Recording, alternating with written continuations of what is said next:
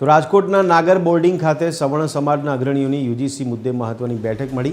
બેઠકમાં સવર્ણ સમાજના ઉત્કર્ષ અને પડતર પ્રશ્નો અંગે વિસ્તૃત ચર્ચા કરાઈ। સવર્ણ વિદ્યાર્થીઓ અને યુવાનોના ભવિષ્ય સાથે થતા અન્યાયને કોઈપણ સંજોગોમાં ચલાવી લેવામાં નહીં આવે તેવી સ્પષ્ટ ચીમકી આપવામાં આવી। આ બેઠકમાં પાટીદાર નેતા દિનેશ બામણિયા, વરુણ પટેલ સહિત બ્રહ્મ સમાજના મિલન શુક્લ અને ક્ષત્રિય સમાજના ટીકુભા જાડેજા જેવા દિગ્ગજ આગેવાનો હાજર રહ્યા। અગ્રણીઓએ જણાવ્યું કે તેઓ સુપ્રીમ કોર્ટના નિર્ણયને આવકારે છે, પરંતુ રાજ્ય સરકાર દ્વારા જાહેર કરાયેલી 109 બિન અનામત જ્ઞાતિઓના હિત માટે લડત ચાલુ રહેશે।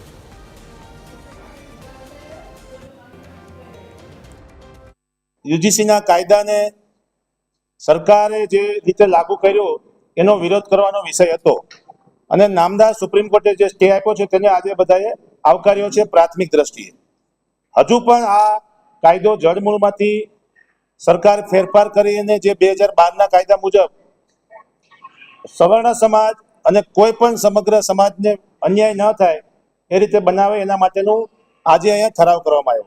સવર્ણો કે કોઈ પણ જ્ઞાતિ, આ કોઈ જ્ઞાતિનો વિરોધ કરવા માટેથી સંમેલન બોલાવવાનું ન હોય, આના માટેથી એક ટેકનિક પ્રેશર હોય અને એ પ્રેશર એવી રીતે ઊભું થાય કે જ્યારે કોઈ પણ જ્ઞાતિને અન્યાય થતો હોય ત્યારે પહેલા એના આગેવાનો આવે, આ બધા માધ્યમ છો, પ્રેસ મીડિયા છે, એ વાતને ઉજાગર કરે, પછી એનું રિઝલ્ટ ન આવે તો કોર્ટોનું માધ્યમ હોય અને ક્યાંય જ્યારે ન્યાય ન મળે ત્યારે લોકો રોડ ઉપર આવે।